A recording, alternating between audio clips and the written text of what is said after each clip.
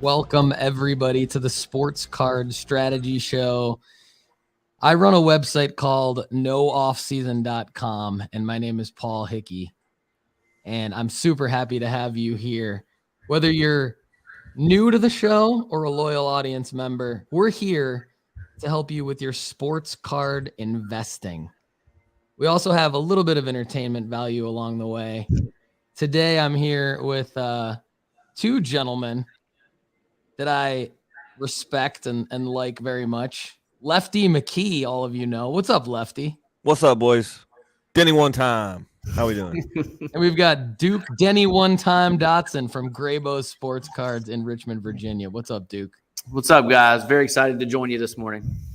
Duke's our third man in today. No Chad Guell, but don't worry. Chad will be with us again next week. And I've got some notes from Chad, the doctor analyst of sports cards. And no surprise here. We've got our main man, Oh My Shoes. He's like always the first live commenter in. Oh My Shoes is the new star of our Thursday live show called the Sports Card Strategy Show and Tell. Shoes brought it strong Thursday. For those of you who missed the episode, you can go back to youtube.com/Paul Hickey and check it out. But Shoes had an amazing segment. And Southern Soccer Idiots in the house. Yo. What's up, SSI? Hope you're doing well. And of course, Mr. Ryan Borusky. Yeah, don't worry, Ryan. We've got Chad. There's some insights from Chad today, and Duke's going to bring it strong. So real quick, before we get started, I do want to talk about Graybo's Sports Cards in Richmond, Virginia. We're going to hear more from Duke in a minute, but Graybo's Sports Cards is a hobby shop opened recently, just a couple months ago, by Duke and his partners Ryan Fitz and Gray Burnett. These three guys collected cards as kids. They fell out of the hobby for a few years, as many of us did, and they're back since 2021. They put their heads together, decided to create the ultimate experience for sports cards collectors and investors in the Arts District of Richmond, which I am excited to visit in June. We're going to have more on that, but I'll be there in June. We're going to have a nice little Father's Day weekend set of events there. Graybo sells wax, raw singles, and graded singles. They run breaks every Tuesday night on Instagram Live. That's Graybo's _cards on Instagram. And also check out graybos.co, their website. Couple other admin notes here for those of you interested. Go to nooffseason.com. Check out our content there. As I mentioned, we help you with your sports card investing strategies and some entertainment value along the way. I want you to get a year free of our premium content. To do that, email me at paul@nooffseason.com to find out how. And we're going to jump into the show today. I want to kick things off with the L of the week. We typically kick things off with our L of the week. What was a loss from last week? And let's start with you, Lefty. What's your L of the week from last week? So my personal L of the week, which in a way is kind of a W of the week as well, because I didn't expect this even in general, was the Thunder losing to the Minnesota Timberwolves. My team finally goes down. But to be honest, what a season for my guys. We expected them to be in the race for Wembanyama. They made the play in.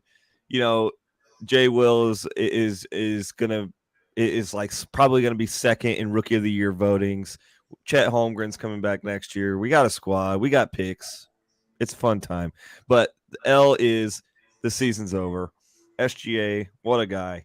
And Giddey and SGA together is just so fun. But my card / playoffs L of the week is Tyler Herro breaking his hand. That is tough.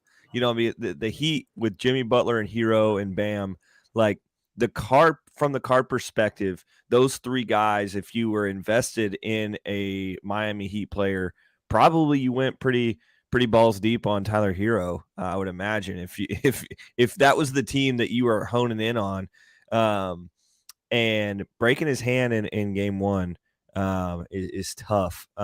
They showed pretty well against the Bucks, which is unfortunate for your guy, Paul. And maybe you're going to talk about that in a deeper way, but with Tyler Herro breaking his hand and then making a 3 after he broke his hand, pretty incredible. And then leaving the game. That's just tough. And then with the Major League Baseball, there's just so many injuries. I think a lot of people are quick to say that the WBC is what's causing a lot of this. I don't believe that. I think every year there's just more and more injuries every year. Like I even remember at this point last year, there were still a ton of injuries early in the season. And baseball is just a hard sport. You're pushing your body to the absolute limits to get exit velocities and just miles per hour from your shoulder. It's not, your body's not designed to do that. So I think you're going to continue to have injuries if we're still pushing the envelope on what the human body is capable of. Yeah, a lot of baseball injuries. I'm trying to write this fab article for Fantasy Guru for baseball. It's just so hard to keep up with everything that's going on. That's not my L of the week, but it's really another L of the week for us, me and you, is how dang confusing our CBS league is with Masora. I was just we love Bob's card market, but Rob Masora has got this really confusing fantasy baseball league going. But we love you, Rob.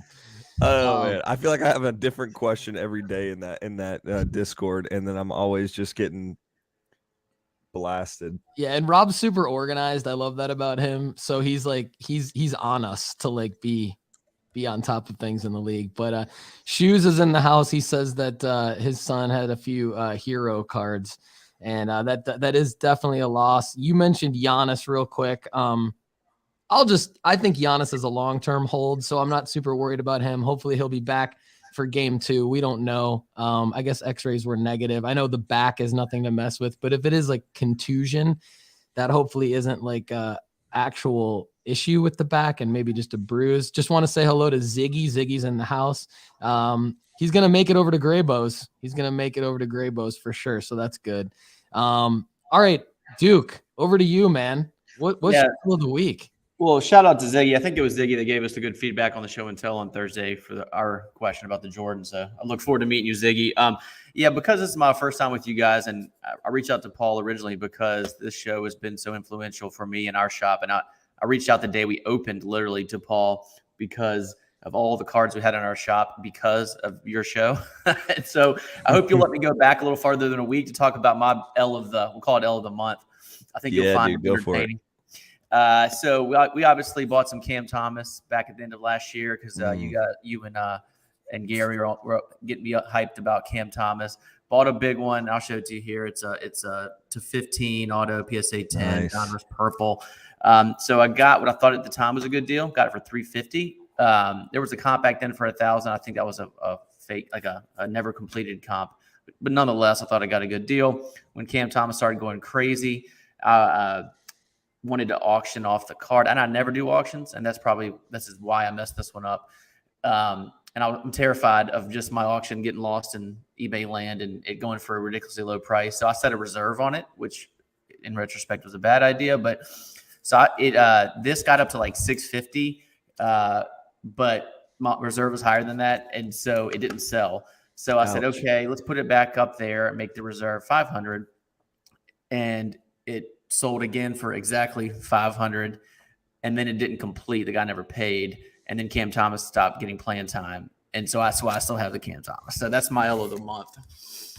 There will probably be more Cam Thomas in the future. I hope so. Yeah, I think so. I was gonna say I think that is a outstanding L in terms of like education for the audience because I've never set a reserve on an auction. I have seen that option. It's interesting that you did that, and thank you for sharing. Definitely like an L in terms of the timing because there was like that 3-game stretch. And I think he flashed a little bit before the 3 straight 40-point games. So nobody really saw it coming in terms of the 3 straight 40-point games, but you could see him getting some playing time and scoring some points. He was averaging like a point a minute there for a while. And then when they acquired Mikal Bridges, it was kind of like, and they also picked up, Cam Johnson.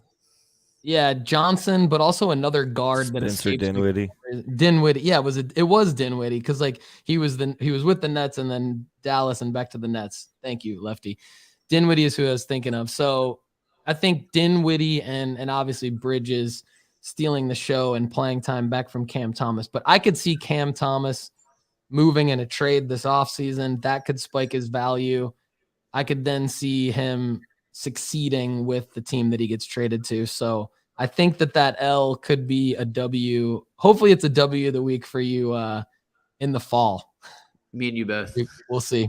Yeah, exactly. I was fortunate enough to have just sold my Cam Thomases during that 3-game stretch and made a little bit of money on it. But my L of the week is, so this is TBD, but to me, it's an initial L. So I've been buying a lot of Jordans and other legendary retired athletes or active GOATs, but I've been buying them under the Dr. Chad Guell strategy of buying CSG and SGC slabs to crack.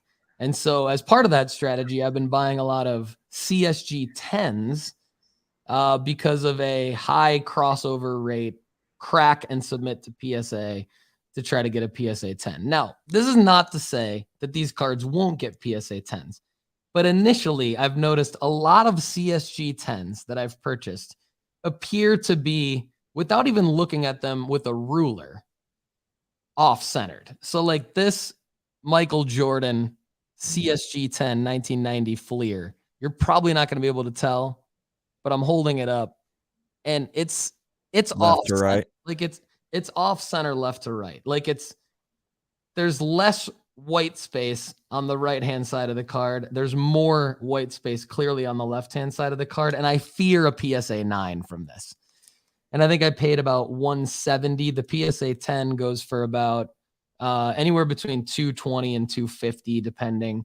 And so there's not going to be a whole lot of room for profit margin anyway in a PSA 10, but there would be some. In a PSA 9, I mean, I think you're significantly under $100. So anyway, that's an L of the week. But I will be doing, I have about 20 or 30 of these types of slabs to crack. I've got some Griffey 89s. I've got even some, Jalen Hurts 2020 prisms and stuff like that. Some Dak Prescott optic rookies. Just a lot of the cards that we've sort of specced out and comped out that could crack and grade nicely and yield a little bit of a profit, maybe $20 to $50 profit kind of a thing. So I'm just laughing at Borusky's comment here about who it was graded by at CSG. But anyway, we'll see. I'm gonna do a video later though on the channel, youtube.com/Paul Hickey that shows me cracking all of the slabs, and then I will document the process all the way down. So that's my L of the week. I'm going to go over to my W of the week since I'm currently talking, and then we'll get back to you guys. And this is courtesy of Mr. Chad Guell, who we had to kick off the show today in honor of Duke Dodson at Graybo. So Chad, this is for you. This is our W of the week here. Chad and I, you will recall, loyal Sports Card Strategy Show listeners, Chad talked about a Clayton Kershaw Topps Update 2008 rookie that he bought in an SGC 9.5. All in, he's $188 in, including the $169 for the card and $19 for the grading fee. I am happy to report, courtesy of Mr. Chad Guell, to the entire Sports Card Strategy Show audience, that this card did receive a PSA 10.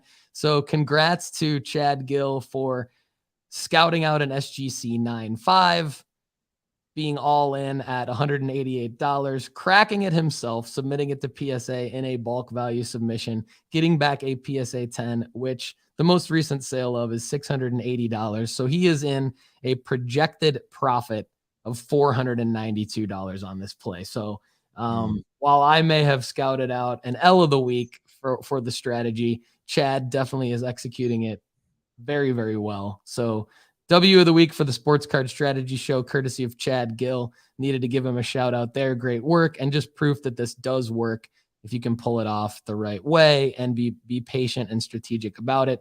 Another W of the week for me, card related W of the week, just in general for the audience. I believe this PSA grading specials that came out, the one that I have my eye on is the $16 per card declared value limit of $299. That doesn't mean a whole lot. It just means that you're probably not going to be able to submit a card of $300 or more in total value without getting an upcharge for this. But $16 per card, continues to be a great value. And what's interesting about this, Lefty, is the 25 card minimum is now down to no, maybe not. Was it 20? Was it always 20? Yeah. It was always 20. Okay. For some reason, I thought it was 25. My bad. 40 business day turnaround. That's pretty good. So, I mean, $16 per card. This is Collectors Club membership, which I believe is about $80 a year. 40 business day turnaround, $16 per card. I think that's another great W of the week. Lefty, what do you think, and what do you got for your W of the week? Yeah, well, I'm pretty bummed because last week I submitted a 20 card submission at $20 a piece, so that would have saved me at least a couple bucks. But I had a bunch of, so me and a buddy of mine went in together on a bulk submission. We did about 10 cards a piece, and I just started sending I know Paul loves my submissions because he's just like, what a random little selection of things. And I'm just like, hey man, if I can make green on a PSA submission, I'm sending it. So it's everything from Sports Illustrated for kids to Bowman Chrome autos. It's just everything in between. I'm sending soccer, baseball. I almost sent this Michael Jordan card because I think I'm going to get a PSA 9 on this, and I got it for free. So it is what it is. Send it.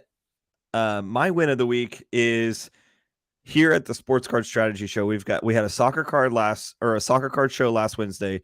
We have a baseball card show this Wednesday, and we are going to update our baseball card rankings. So I'm working hard this week to make sure our baseball card rankings are as fresh as possible. This week we'll have a brand new setting of sports card rankings for the baseball players specifically for the next 6 to 12 months. That's the lens with which we look through, I think, is really important to keep in mind.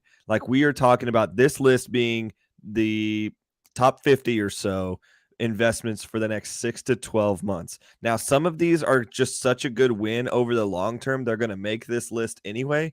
For instance, Shohei is going to make this list because I think he's good in the 6 to 12 months, but he's also a good investment just because he's generational. He's probably going to be one. I think he's going to be one of the best buys of our time, for us to look long-term, 10, 15 years down the road. I think Shohei will be just super high numbers. So if you have anything that you want to invest in that wants to go up in 15 years, I would invest in a really significant Shohei Ohtani card. But so I'm really excited about that, and I'm excited about Bowman Baseball 23 coming out April 26th. So that is 9 days away, a little over a week. And here is a little snippet of what I think about this. I am not buying Drew Jones. I'm not buying Drew Jones. He's going to be a big chase in this product. He's going to go for a freaking butt ton of money in this product, and I'm not interested.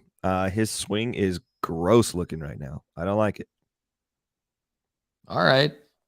Interesting. Yeah, no, I think that we talk about this a lot in terms of when a new release comes out. It's probably best to avoid the big names in that new release right away, and maybe everybody in the new release. While it is interesting and getting in breaks is a little bit different, right? But I'm talking specifically about buying singles. So if you want to get into the wax, get into the breaks, that's different. Do that. See who you get. But in terms of buying Drew Jones singles on the secondary market, that kind of thing, I would definitely wait a year. Oh, absolutely. I would go for 2022 Bowman right now. Go. We always talk about that. But for those of you who are new to the show, that's a great strategy, is go back to the 2022 Bowman after this release hits, right? And so, but anyway, back to what you said about the W of the week being the updated rankings at no offseason. Props from Mr. Ryan Borusky to you and the rest of the team at nooffseason.com. He says he's been going through those rankings recently and is amazed by the insight and the body of knowledge. We appreciate that. I do want to throw out that we have updated all of our card data at nooffseason.com, and that's over 300 players. Unlike Market Movers and some of the other apps out there who do a great job, we're not trying to give you data on every single card that you could possibly buy. We're focusing on the cards that we think are the most investable cards per player, and that's what you get when you click down into our player profiles. And again, for those of you who haven't done this, Shoes, I'm calling you out. I don't think you've done this, brother. Get a year free.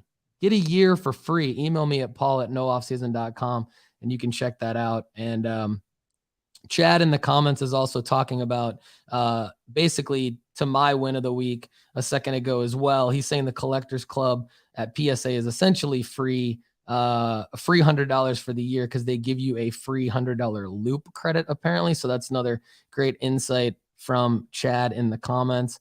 And we want to get over to Duke for his W of the week. Duke, what do you got for us? Also, stepping back a little bit in time, just because it's a relevant player, a guy that Lefty's been touting for a while is Endy Rodriguez. So last year bought 3 decent-sized Endies. I still got the big one in Lefty. So my big one I've not sold yet is the Sapphire to 10, PSA 10, Auto 10. It's a beauty. It's like so beautiful. I'm not sure I want to sell it, but I probably would. But the one we did sell, so we bought a raw Sapphire to 25 for $418 on eBay. Got it graded. Only got an 8 on the grade, but still sold it for $1,000. Sold it about 4 weeks ago, something like that, which I think is around the same time, Lefty, that you sold yours. And I'd love to just hear thoughts on, if you haven't sold him yet, when's the next window? Or is the window still there now? Or has the window closed for a bit on him? But that's my W of the week, is a profitable Endy transaction. Love it. Lefty, you want to take this? Yeah. Luckily, I think the window for Endy is open and going to be open for a little bit. I think if you haven't sold one yet, he's destroying baseball still. He's still being Endy Rodriguez, which is fantastic. I feel like a proud dad at this point, because I'm out of most of his cards. I have one Bowman Chrome auto that I'm basically just keeping for like a base Bowman Chrome auto that I'm just keeping for like memento. But for me, it's like Endy is going to be a guy in the future for this Pirates team. I saw the Pirates on Thursday live. They're terrible. Like they're winning games right now, and their power ranking is fine, but they're bad. And O'Neal Cruz going down they still need players to come in this team. Austin Hedges is the catcher on this team when I was watching it in the Cardinals. Like they need more people to give life. So these young players coming up for the Pirates is going to be huge. I believe Endy will be up sooner rather than later. And Duke, I would just sell either Endy. You could list him right now, but I would say that first week when you hear about some of his stuff going to the major leagues, list it at auction and don't be afraid of setting that minimum. Endy Rodriguez is going to fly. But I wouldn't keep him past the opening day of him making, get rid of the card when he's going up to the major leagues. Mm-hmm. Yeah. I wanted to ask you too, Duke, what did you buy the one that you're looking to list for again? The big one we got for like $1,600. Okay, so one thing I've been doing on my auction, I'm an auction guy over a buy it now or best offer. I just get crappy offers from people all the time, and when I don't have an or best offer on it, when I have a buy it now, like nobody ever buys it. So even if it's like well priced, for whatever reason, I don't know why, but the auctions just work better for me. And so with my higher priced auctions, I just have a very high opening bid, but it typically works. And so I know like a $1,600 card, like anything close to $1,600 is going to be too high for an opening bid, but I wouldn't be afraid to set the opening bid at like $399 or even $499 or something like that. And I would, be interesting to see what happens if and when you do list that. But I would say, yeah, to Lefty's point, like list it as soon as there is some call up hype, and then have it in, like, I would have it at like a 10-day auction just to give yourself some more runway on getting some bids.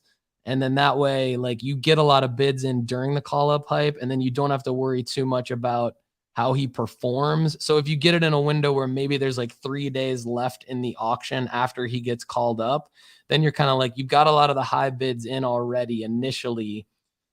And then if he does have like a huge debut, you get some extra bonus from that. But if he doesn't, there's still enough hype and TBD-ness around him to where I think you end that auction pretty strong. But that's kind of my overall thought. Yeah, it's got to get over my auction fear. I think if I do a lot of it, I'll realize you win some, you lose some, but you'll average pretty well, I would assume, based on what you're saying. Yeah, and don't worry too much about, like, I mean, generally, there's not that much that happens within the first day. Typically, within, like, in day 2 for me, there's a lot of action. I start to promote my auctions usually like day 2. Day 3 through 8 or 9, there's like nothing. So don't freak out. There's more and more watchers, but there's really not that many extra bids. But then, like, on day 10, like the last day of your 10-day auction, is when you start to see those watchers turn into bids and things start to kind of look up. So Borusky says he loves the Graybo's logo and he's got to get a t-shirt. I agree. I like that. I was just thinking that. I was like, wow, solid logo. I don't know. We have him right there, Mr. Borusky. So shoot us a DM on Instagram, and your mailing address will get you one. Sounds good. All right, so let's get to who we're buying. So I like to go where they ain't. You guys have probably heard me say that before if you listened to the show before. If this is your first time consuming our content here, again, welcome. And what I mean by that is, while there's the NBA playoffs happening, while there's baseball happening, I like to look for what else is going on. Well, the NFL draft is happening as well, but the 2024 NFL draft is not happening yet. And so I'm looking at a guy called Caleb Williams, the Heisman Trophy winner from a year ago, USC's quarterback, and the projected number 1 overall pick in the 2024 NBA draft. There's a lot of boxes that Caleb Williams checks. So last year, if you recall, Lefty, he only had Leaf autos, and they were gross. But now he's got Bowman U Chrome autos, not just Bowman U Chrome autos, first Bowmans, but not just that, licensed first Bowmans. This is going to be a topic that we get into a lot on this show as we follow the fact that the 2021 release of Bowman U was unlicensed. And you've got first Bowmans of guys like CJ Stroud, Kenny Pickett, Bryce Young. But then you've got 2022 Bowmans of CJ Stroud, Bryce Young, not first, but licensed. Well, Caleb, our guy Caleb, has the full package. First Bowman, Chrome, licensed autos. I picked up one for myself in an SGC 1010, listed at $599. I got it for $449 in my offer. So I was really excited about this. And I think that, his autos are being listed for around $250 or best offer. This is the base auto. It's not serial numbered or anything like that. The serial numbered ones are going for much higher, as well as the other inserts, variations, etc. But this card, I think, is going to be one that takes off. There's a lot of markers coming up, right? Like, you've got not only the August football season hype with him playing, you're going to have some back-to-back Heisman hype. You may have some college football playoff hype. Then you're going to have the NFL draft hype. Then you're going to have the next August football 2024 hype as he goes into his rookie season. There's not going to be any pro releases out for a long time. So this set of cards has a huge runway. Lefty, before we get to who you're buying, what do you think of this? Am I on the right track here?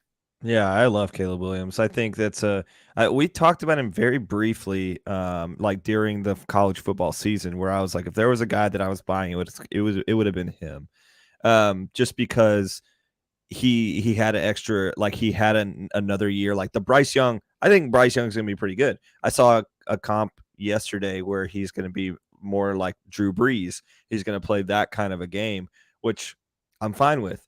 But I'd rather have Caleb Williams just because of the pedigree, the body of work, the size, the stuff he's already had to work through. I just would rather project on him, and I'm completely out on Will Levis. So, so don't even talk to me about him. But anyway, Caleb is a guy that I like. He's a guy that looks like an NFL quarterback. He looks and carries himself like he's going to be a good quarterback. So I think that's a solid buy. Plus, I'm proud of you, Paul. It's a little bit out of your 6 to 12 window.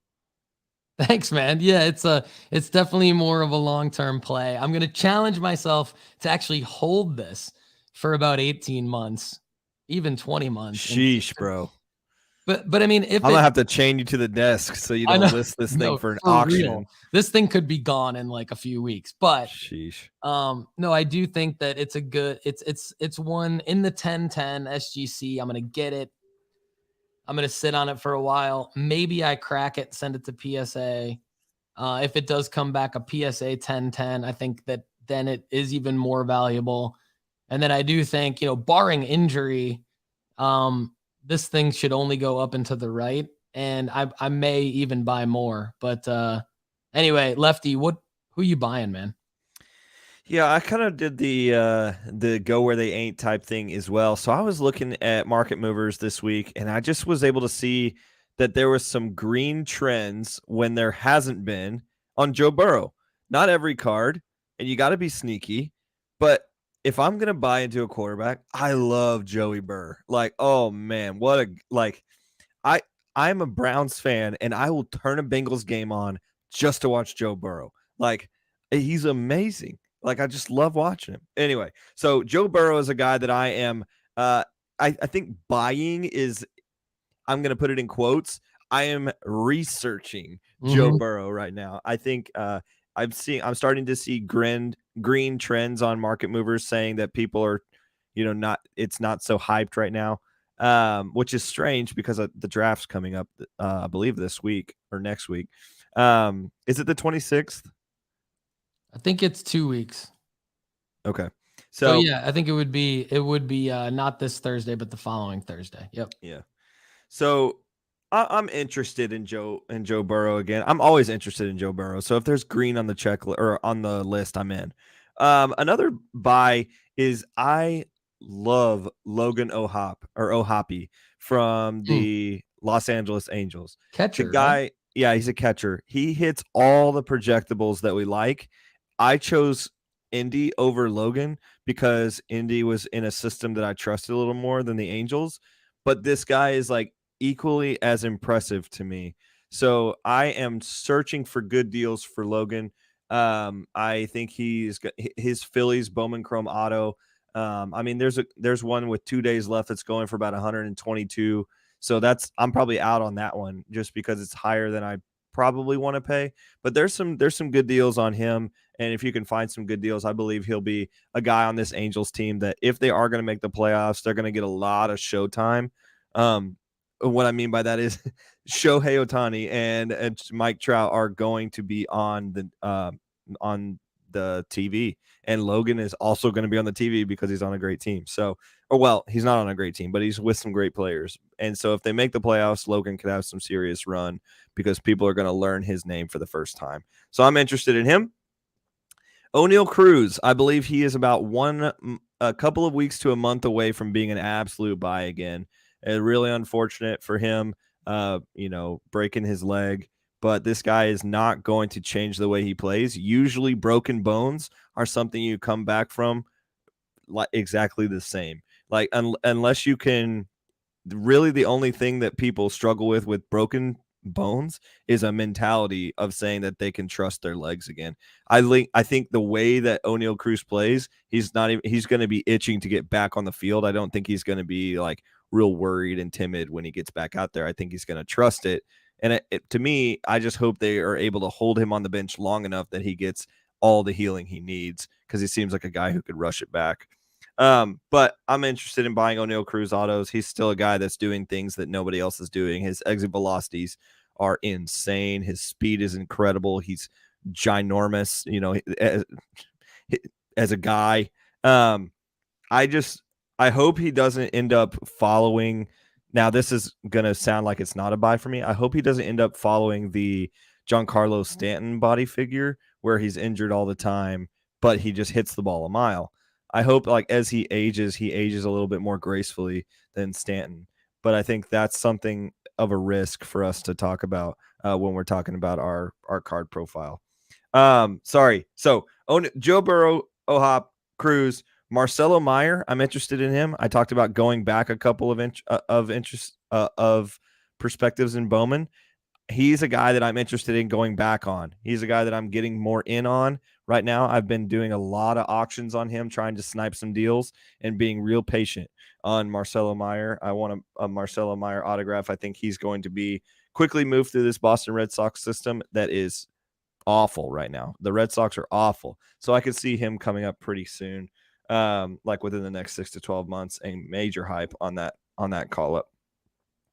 And then before I just go to Aldi, I don't want to talk about the soccer ones because we did a soccer show yesterday, but Tiger Woods.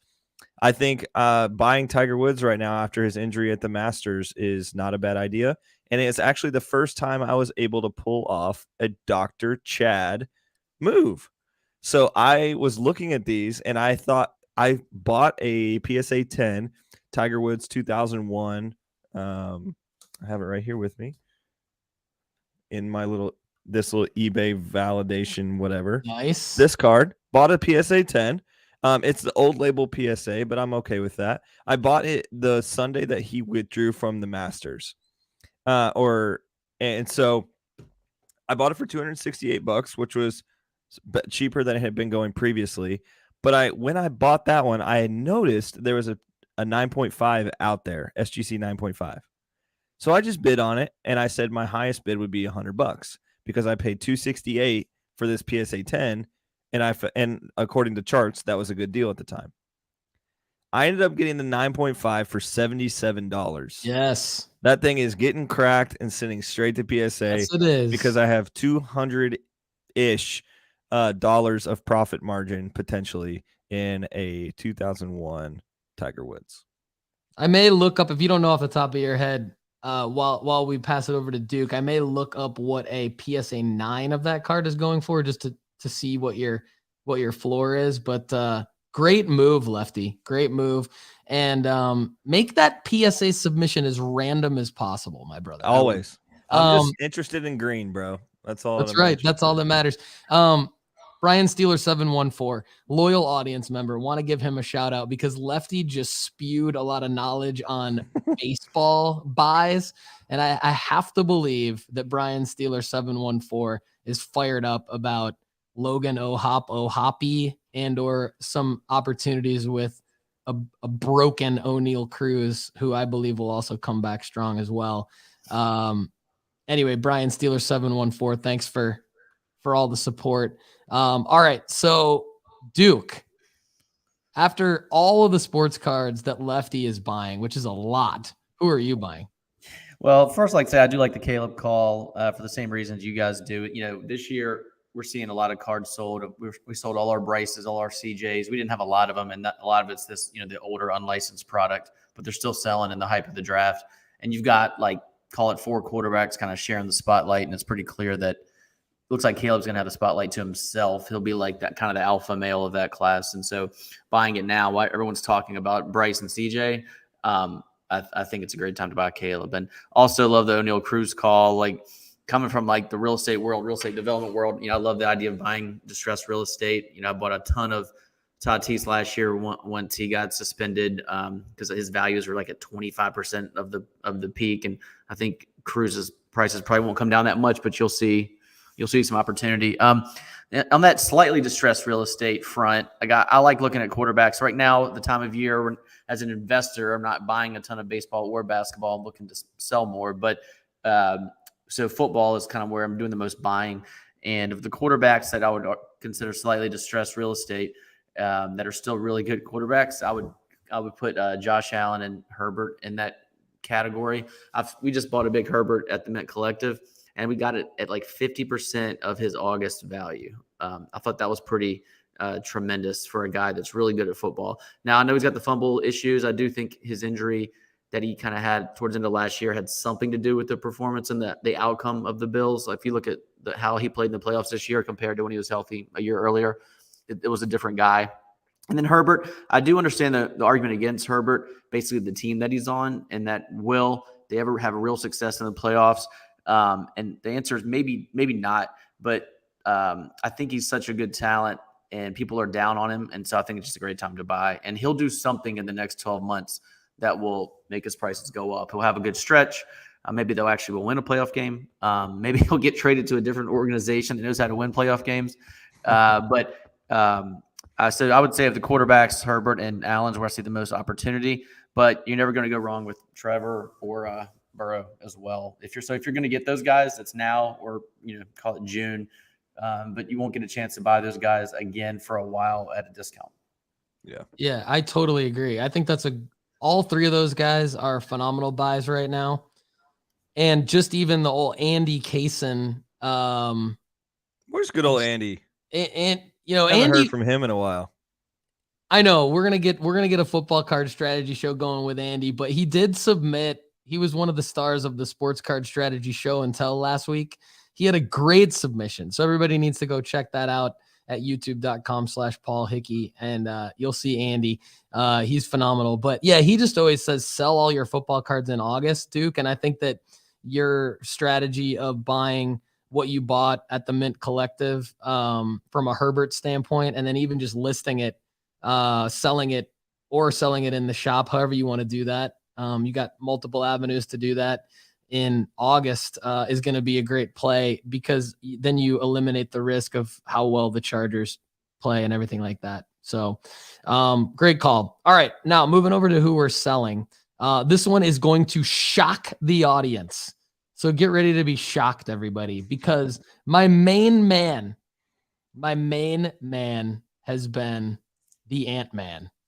So don't think that I'm giving up on the Ant-Man long-term because I'm not. I still love him.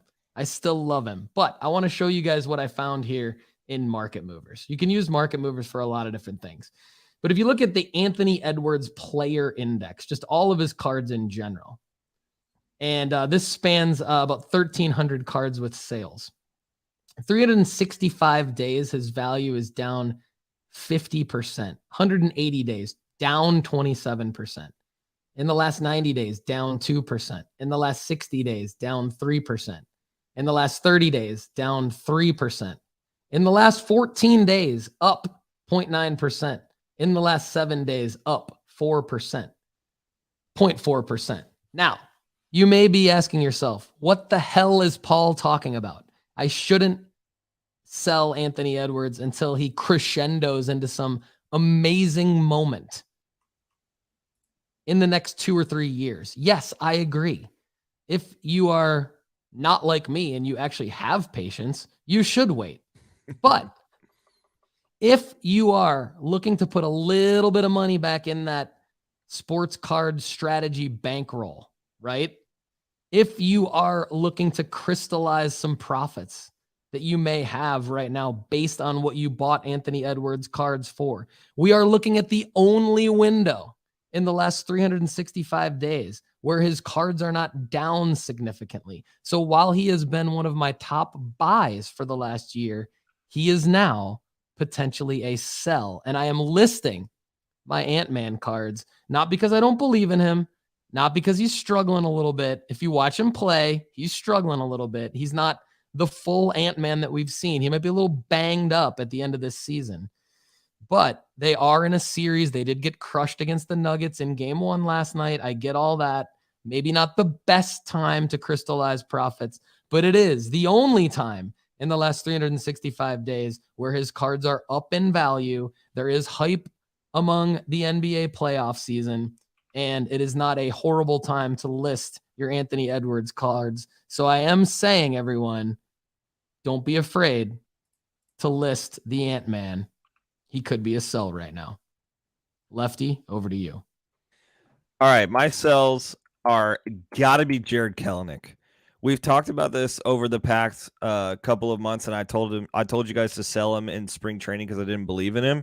Well, now I do believe in him, and I also think he's still a sell because sometimes when we say at Sports Card Strategy Show that cards are a sell, it's like, dang it, this didn't work out. Just get out while you can, blah, blah, blah. This is not one of those. Jared is absolutely destroying baseballs right now. Like, he is the guy currently in this month. He probably should be one of the AL players of the month at the end of April. And he's the guy that the Mariners expected and hoped that he would be next to Julio Rodriguez last 2 years. And now he's like, okay, he's taking that confidence that he was destroying AAA the last couple of years. He would get the call up because they're like, okay, obviously Jared's incredible at baseball. He would get the call up and he would get like the mental batting yips and just not know how to play baseball when he would get to the major leagues again. He had success in spring training, and we talked about early on in spring training this year, like maybe that is his mentality saying, okay, I can play at this level. I can play at this level. He's still very young, and he's an incredible baseball player. I think he's a sell currently, but I'm very excited that he is a sell because there's so many people that invested really heavily in Kelenic over the last couple, like 2-3 years. And I think if you trusted yourself or if you were just stubborn enough to hold on, now is a great time to move on from your Jared Kelenic cards and watch him ride into the sunset. It's a good move away from Jared Kelenic at this point. Another sell I have is Luis Arias. Holy moly, he is destroying baseballs. He is doing stuff right now that if you look at his numbers is comparatively, now this is a massive overreaction, and Peter Apple from Just Baseball made a TikTok about this the other day. If you look at his percentages, he is in the same league as Barry Bonds and Ted Williams right now. What? A guy who's not that guy. He is not that guy. One of those guys is not like the other two, and it's Luis Arias. So if you have any Luis Arias cards, get out of them now. He is up 179% on the month. He's not a guy that we ever told you to invest in. It's basically like when Grant Williams cards went up flying a couple of years ago in the playoffs. Get out of them while you can, because he is not going to be this guy towards the end of the year. This Marlins team is doo-doo and a half, and you just need to get out while you can. But he is playing incredible.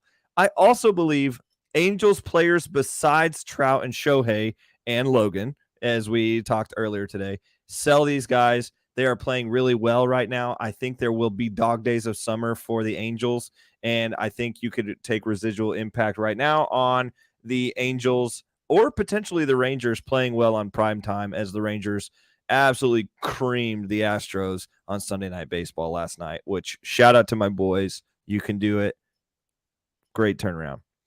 I'll leave it at that because you talked about Ant, and I'm like, should we sell Maxey or at least list our cards right now? But he's down 4% and 5% over the last 14 days. Yeah, and you and I have like never really prepped for this show. We're like 78 episodes in, and we've never really. Yeah, we just come and we're just like, hey, what are we talking about? Yeah, and it's great that we're on the same page with Ant-Man, and it's really just. And I had a fleeting thought about Maxey as well. It's really just kind of okay. It's NBA playoff time. Like, do we sell these guys? And I think that's a natural question that we should all be asking and looking at. So good stuff, Lefty. Duke, over to you, man. Who are you selling? Yeah, so most of my sales are going to be either now or getting ready to sell or NBA. I look at the playoffs and try to predict who's going to win every series and try to predict if there's a time to sell a person wins the best series or time.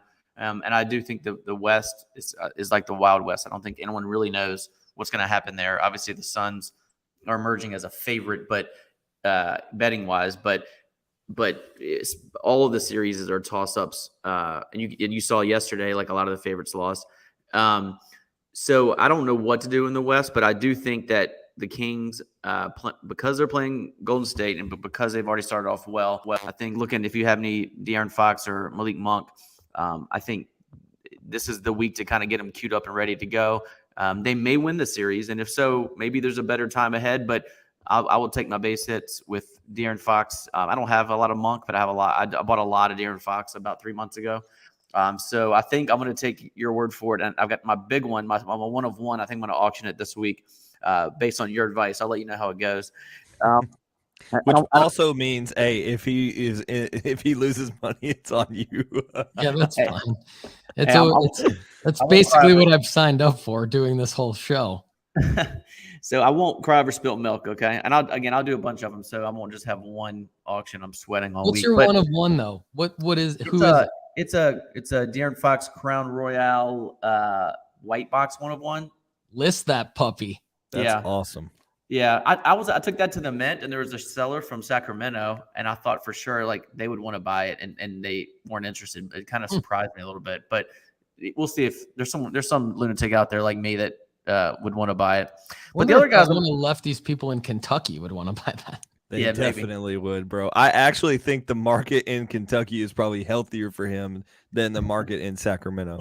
I feel like the people in Sacramento are like, we don't believe it. We don't not really sure if this is going to happen or not. The people in Kentucky are like, De'Aaron Fox, he's the freaking god. Like, let's just get it.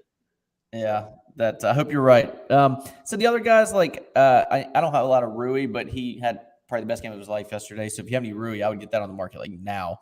And then you mentioned Maxey and Embiid both. The East, while the West is very unpredictable, I think the East is lining up to be more predictable. What's going to happen? I think the top 3 seeds are very strong. They're going to advance.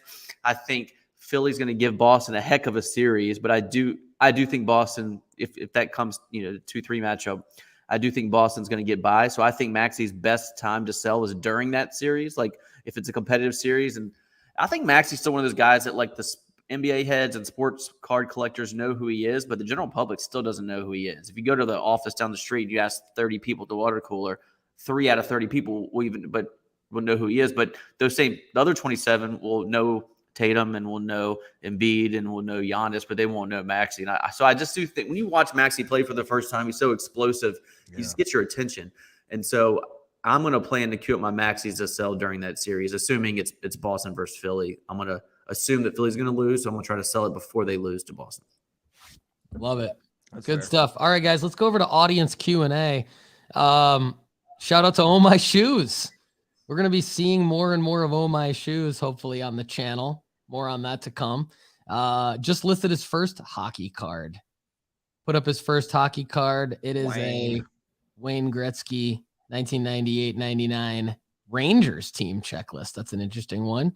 And then the question from Oh My Shoes, Lefty, help him out here. What is the best soccer wax to buy? His wife and he are wanting to invest in some soccer cards. She personally wants to purchase a hobby box. He's kind of wanting to get some singles. I love the marital spat, if you will, over soccer cards. This is something we have not had on the show before, and I love it. Anyways, would you have a good suggestion on a hobby box to buy? Shoes saw a 2022-23 select box, but haven't seen any select soccer cards in the past. So he's a little bit unsure of that. Also, the Targets and Walmarts around Arkansas always have soccer retail boxes. Should we start off there? Lefty, let's point Shoes in the right direction here. I would buy a Topps Chrome, either Topps Chrome or something that has to do with the Champions League is where I would start. So usually there are hobbies in relation to the Champions League. If you're going to buy a retail product, I don't like Prism personally. I don't think it sells well. And so if I find product at Walmart or something, I'm always going to buy a Merlin first. So a Merlin blaster, and then like underneath that would be like Mosaic, just because I think the card quality is pretty good. Like the card stock quality, and then I would go Prism underneath that. But Topps Chrome would be my favorite soccer buy, and then Merlin would be second probably. But and even there are Merlin hobbies as well, but I don't think they sell as well as just a base Topps Chrome Champions League. And typically when we're looking at autos and things, and typically of our favorite players, they are those Topps Chrome Champions League sets that are the ones that are really rising to the top. And that in our sports card strategy rankings, most of the ones that are listed in terms of our card data has that Topps Chrome. So if you're going to go out and buy a hobby box, you're not going to find that at a retail store. obviously, because it's called a hobby box. But I would go and do that if your wife's wanting to do that. But at the same time, we would recommend singles primarily from an investing standpoint. Yeah. So there was one like hobby box that I had fun opening, and it was a couple years ago, and it was like a 2021 Chronicles soccer hobby box. And I wouldn't normally recommend Chronicles, but in this release, it had like rookie ticket autos and like legendary ticket autos. And it had La Liga, Serie A, and Premier League all together. Yeah. That's I'm interested into what that one's selling for now. I mean, if you could get that one for like between $200 and $300, there's a guaranteed auto in there, and there's some other hits, and there's some rookies from all the different leagues. I do agree with Lefty on the Topps Chrome 100%. I wonder what a 2020 Topps Chrome UCL hobby box goes for these days, because you've got Jude, right? You've got Pedri rookies, and there's some other solid rookies in that class, I believe, Lefty. I'm not sure, but I would avoid. So here's one for sale for $879. Yeah, so it's not cheap, and that's because you've got those guys in there, right? Yeah. And there's autos in there too. Like I know Pedri signed. I think even guys down our list are in there. Like Camavinga's in there as well. Not Rio, Gio, Pedri. I mean, you've got Haaland in there. You've got Jude Bellingham. So that's what, if you're gonna go really just super deep into a hobby box, yes, that's where I would go. Yeah, and I would go there rather than like the 2022-23 select, because prices are going to be inflated on that because it's a new release, and we don't know how that's going to do. There's one single in particular that I'm really intrigued by, and it's Alex Morgan's Kaboom out of the, I believe, 2022 Don Russ. I'd like to look into that more before I recommend that people buy it, but Alex Morgan Kaboom in that hobby box could be interesting. All right, up next, Travis Elko is going to try to slab crack another GOAT. There's a Tom Brady 2000 Pacific Crown Royale that he purchased. He got the SGC 7 for $79, I believe. A PSA 8 sells for $140. And I'm not sure, Travis, if you're trying to go up to an 8 or if you're trying to stay at a 7, but it looks like you would kind of break even if it gets a PSA 7, and you would profit by about $40-$50 if you get the PSA 8. So he got the SGC 7 of this Tom Brady 2000 Pacific Crown Royale rookie royalty number 2, just a base card.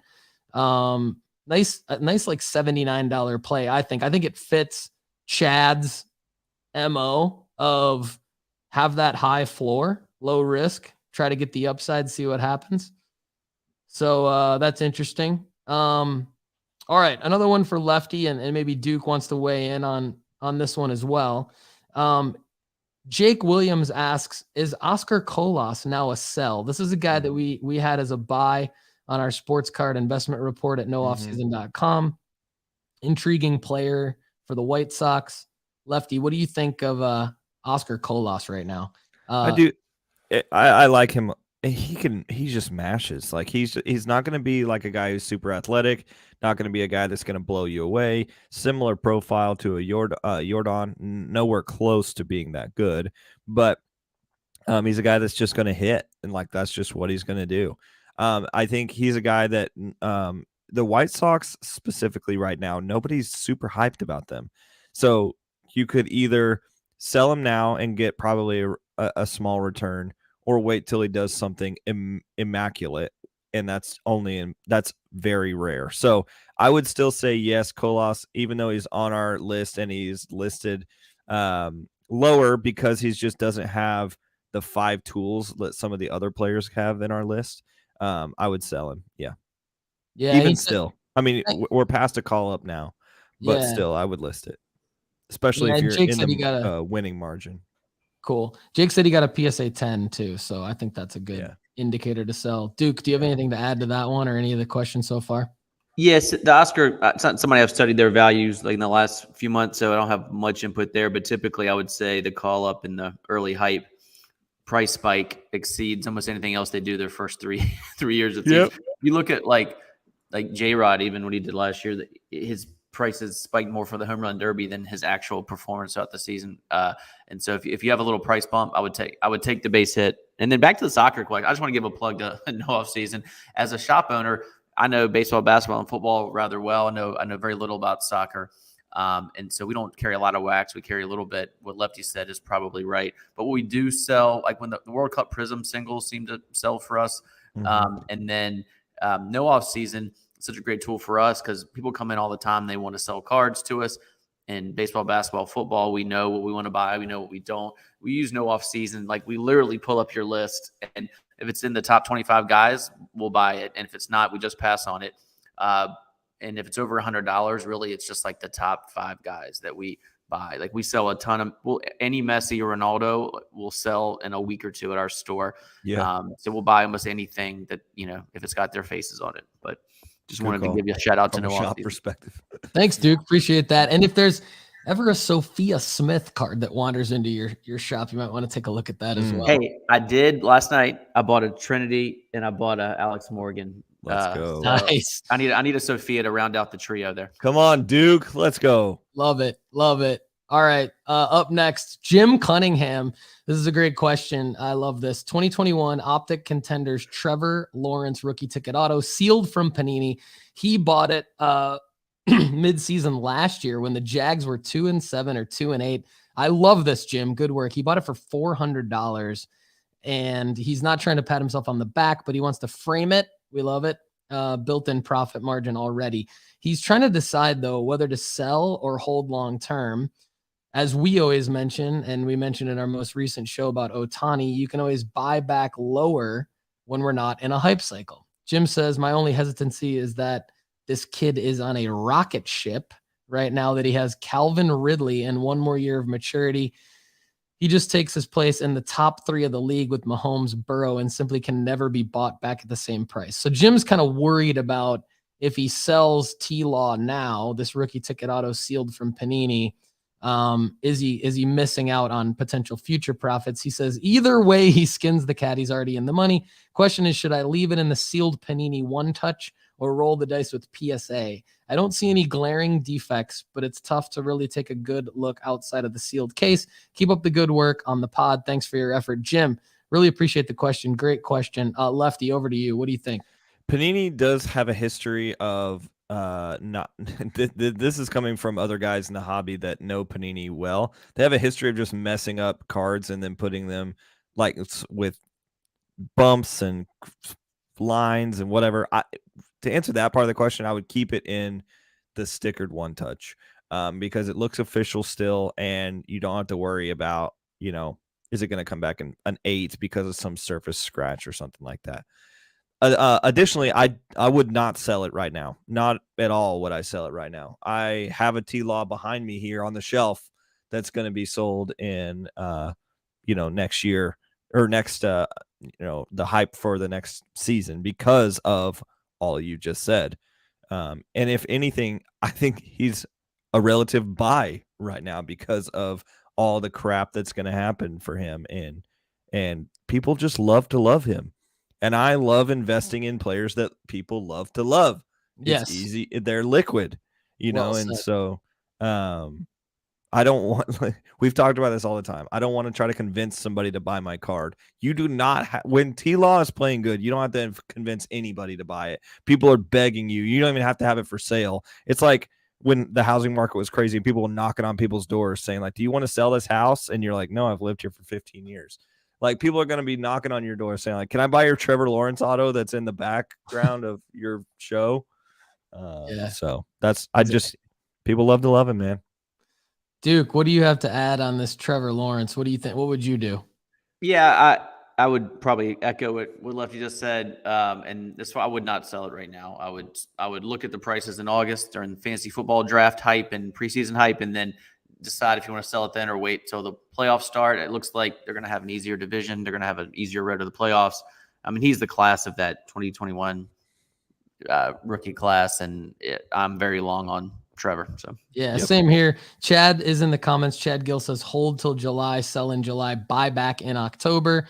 The doctor, Chad Gill. I say, July or August, typically August, but July, August, sell. Jim, thanks for the question. And then, I think you can buy back December. There's usually like a huge dip in all sports cards. So I would look for that strategy. All right. Speaking of Chad Gill, giving him another shout out on the show. He brings it strong every week, whether he's on the show or in the comments.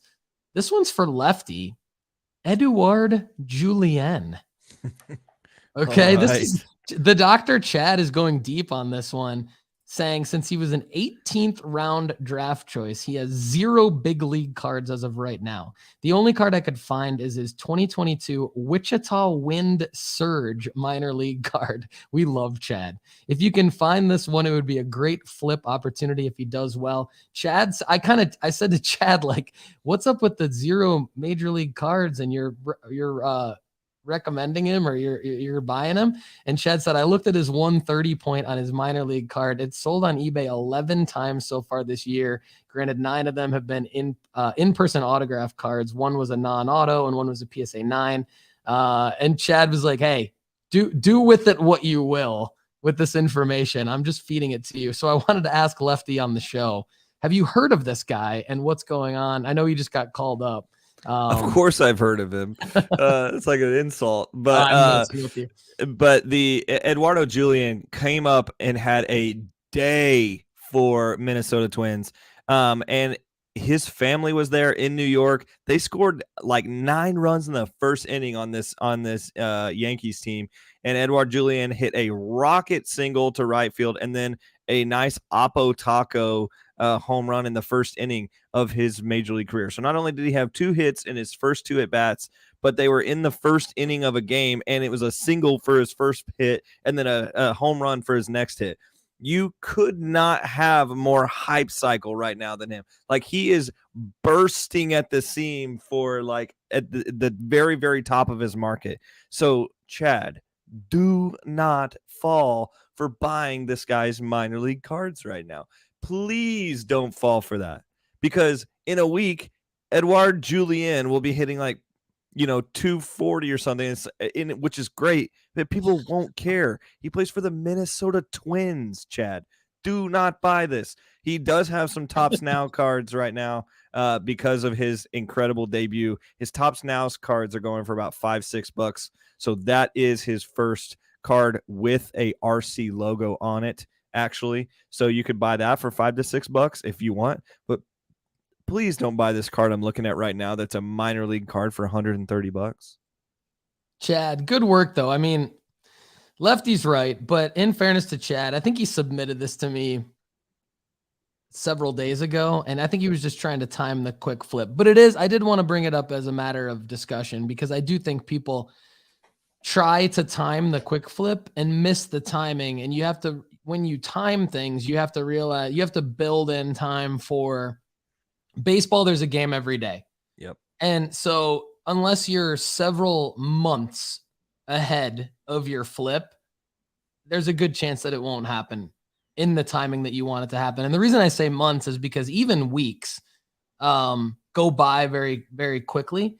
When you're waiting for a card, you're getting the card, you're getting it ready to sell, you're listing the card. Before you know it, to Lefty's point, the guy's already come up, mashed, raked, whatever, and now he sucks or he's back down in the minors. So anyway, just wanted to bring that up. Let me also say one more thing on this. As a card guy, it's so easy for us to watch sports and not enjoy it now.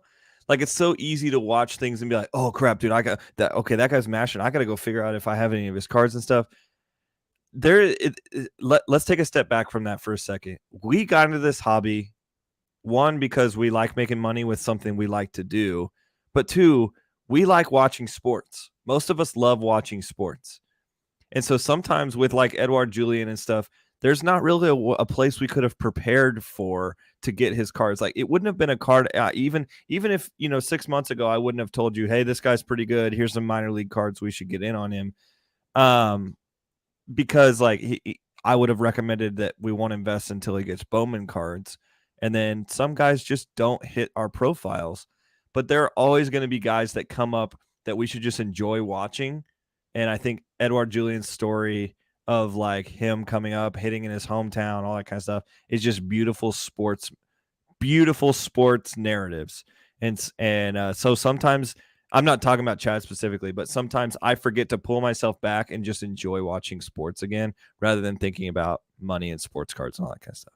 Yeah, that's a good point. And the funniest part of this whole discussion is that Chad actually made this play and made money off of it. He says there you go. He bought 2 weeks ago some of the. Oh, okay. If you bought it 2 weeks ago, that's $24 and sold yesterday for $75. Okay, fair. I thought he was like wanting to buy now. I was like, no, this is the worst time in the world to buy this card. No, it's a good. I think it's a good discussion though. All right, up next, from my new friend Gloria Kazoob.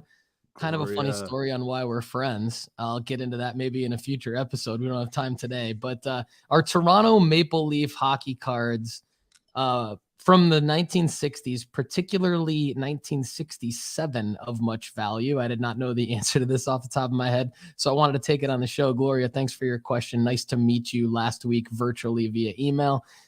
So I did a little bit of research on this. You've got some cards that are selling raw for about $10, but around $10.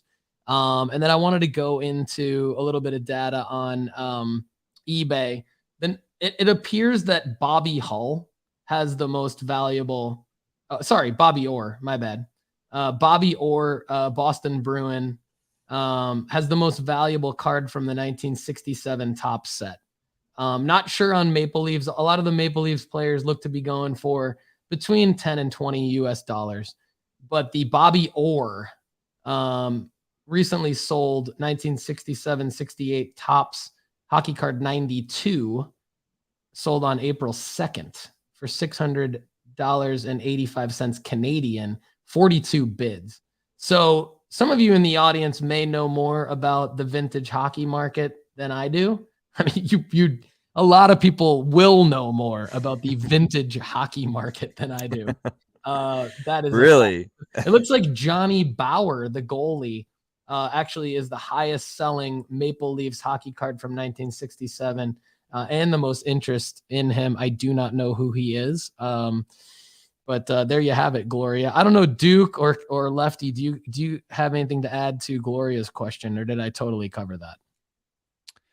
As far as I'm concerned, you totally covered it, because I don't know a whole lot about vintage cards in general, and hockey is probably the furthest out for me. So, there's a guy named Cardboard Richard who was featured on the Sports Card Strategy Show and Tell on Thursday. And again, you can check that out by going to youtube.com/Paul Hickey.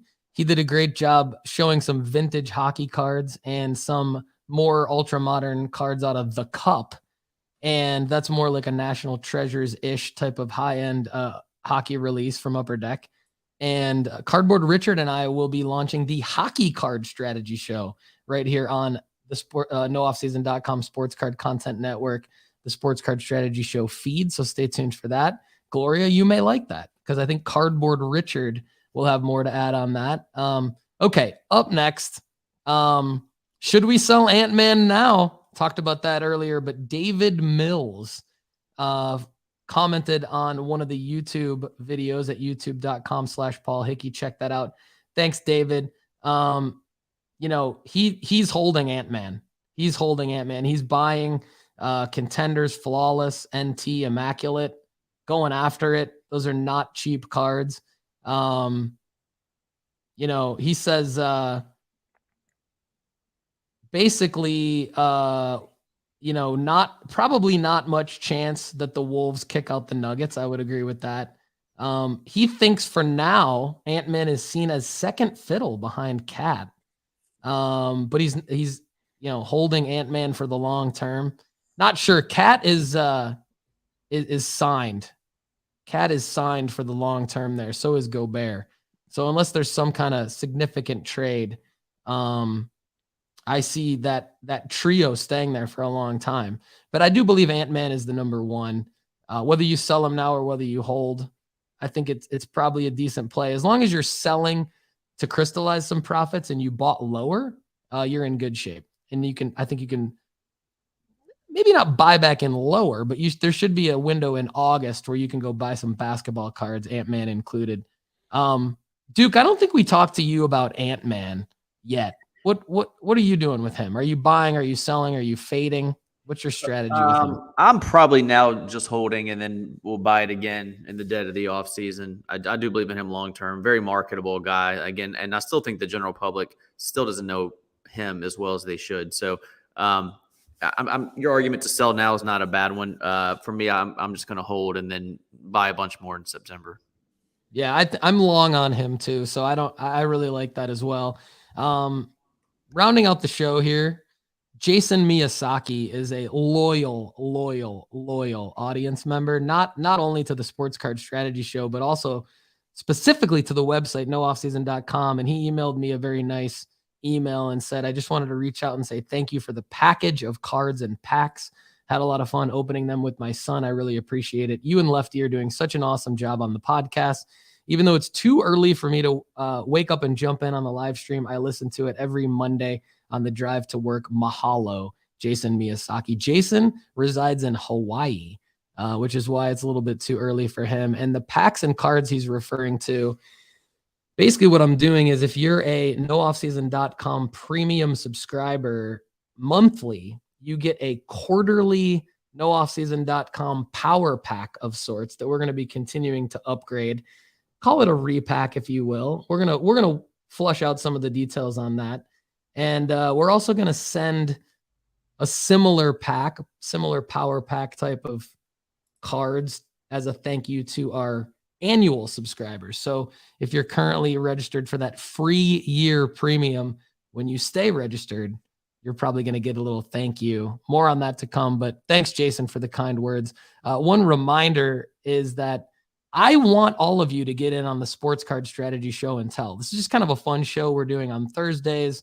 Really all it requires from you is if you just want to show off something sports card related, it could be a card, it could be a set of cards, it could be something that you're looking at buying, it could be something that you just bought.